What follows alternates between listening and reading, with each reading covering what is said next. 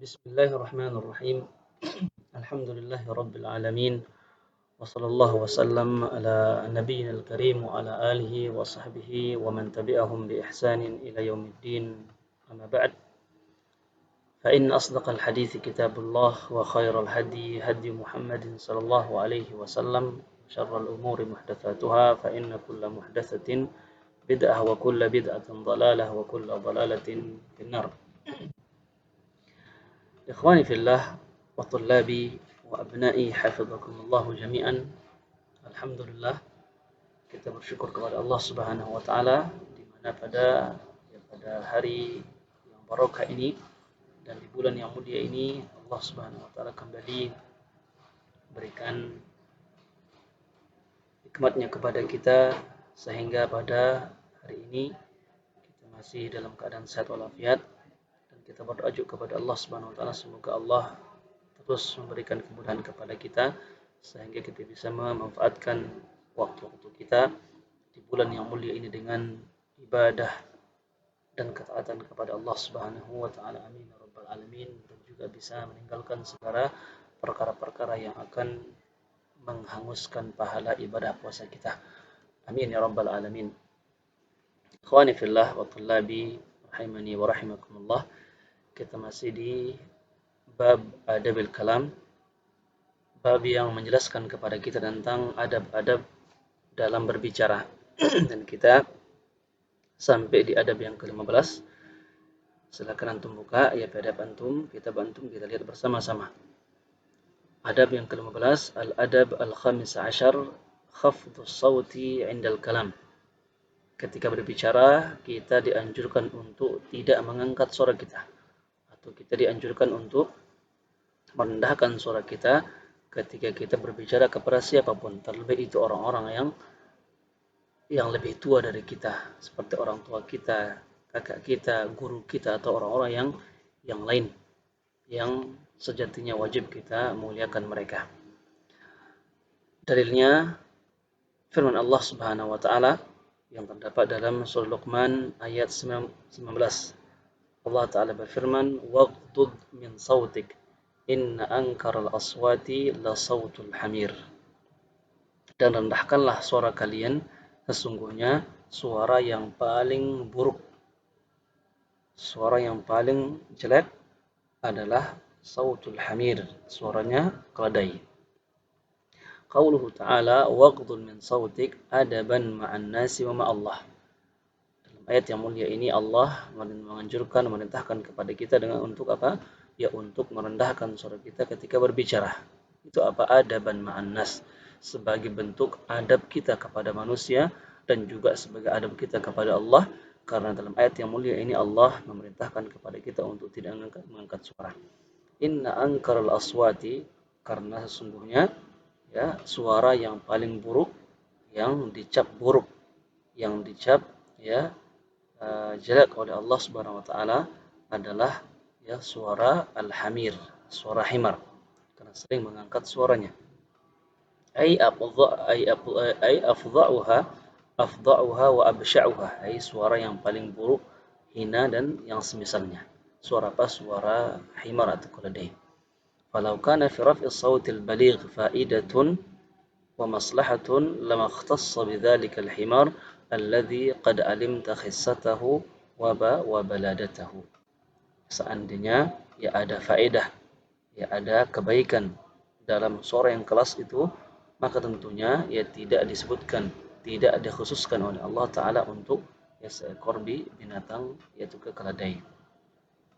Wa syakka anna raf'a as-sawti 'ala al-ghair su'un fil adab, dan tidak diragukan lagi bahwasanya mengangkat suara, apalagi kalau kita lihat dari segi norma yang ada di kampung kita, dalam masyarakat kita, orang yang mengangkat bicara, angkat suara terhadap orang lain, itu sungguh su'un fil adab, tanda tidak beradabnya orang tersebut, tanda adab yang buruk yang dimiliki oleh orang tersebut. Wa adamu ihtiramin lil akharin, dan tanda ya tidak tanda orang tersebut ya tidak ihtiram, tidak memuliakan, tidak menghormati orang yang diajak bicara tersebut. Oleh karena itu, setiap kita berbicara maka rendahkanlah suara kita. Terlebih ya ketika berbicara kepada orang tua kita, guru kita, kakak kita, atau orang-orang yang semisal dengan mereka. Ikhwani fillah rahimani wa rahimakumullah jami'an, itu di adab yang ke-15. Silakan nanti antum baca penjelasan berikutnya. Ya, perkataan Syekh Taqiyuddin dan juga Ibnu Zaid yang menambahkan penjelasan tentang tidak bolehnya kita mengangkat suara ketika berbicara. Karena itu merupakan ya, adab yang buruk atau ya, yang semisalnya. Ikhwani fillah wa tullabi hafizakumullah jami'an. Kemudian kita lihat ke adab yang berikutnya, adab yang ke-16, yaitu alfadhun wa kalimatun tujtanab.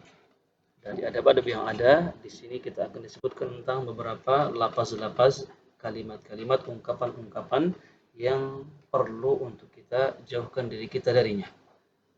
Tentunya kalimat-kalimat ini bisa mendatangkan mudarat bagi kita, selain dia juga merupakan ungkapan-ungkapan yang dilarang oleh Allah Subhanahu wa taala untuk kita mengucapkannya.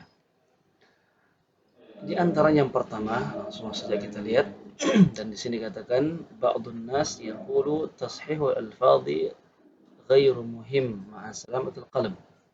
Sebagian mengatakan yang tidak perlu kita perhatikan ucapan kita, yang penting hati kita baik. Ini ungkapan yang tidak benar. Kenapa? Karena Allah Subhanahu wa taala tidak hanya melihat apa yang ada dalam hati kita, namun Allah juga melihat ya amal-amalan kita, amalan lisan kita, amalan anggota badan kita yang lain.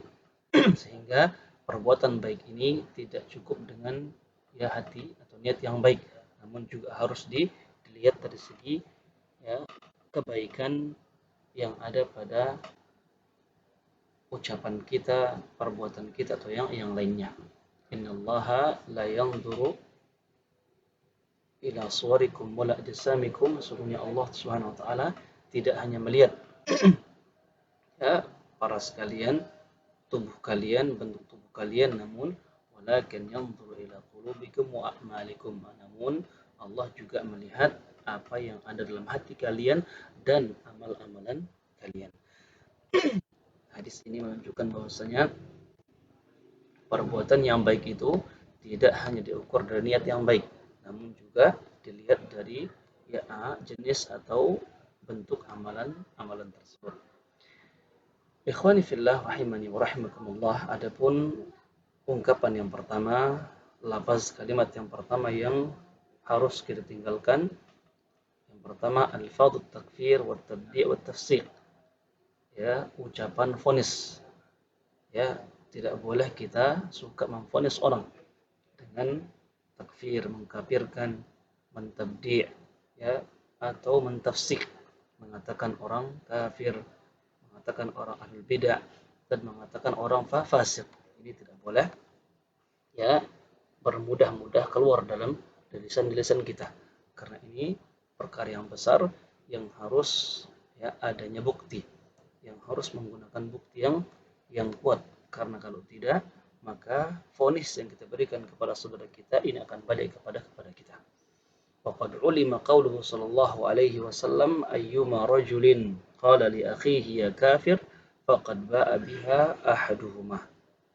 Sesuai dengan sabda Nabi SAW, barang siapa yang memvonis, mengatakan kepada saudaranya ya kafir, wahai kafir, atau wahai ahlul bidah, atau wahai fasik, faqad ba'a biha ahaduhuma, maka vonis ini akan kembali kepada salah seorang di antara mereka. Maksudnya kalau orang yang divonis ya itu betul-betul orang yang berhak ya divonis, maka vonisnya akan kena kepada orang tersebut. Namun kalau tidak, maka vonis yang ia ucapkan kepada temannya ini akan kembali kepada dia, sehingga dia memvonis dirinya sendiri. Wa fi riwayat Abi Dawud ayyuma rajulin muslim akfar rajulan musliman fa in kana kafiran wa illa kana huwal kafir.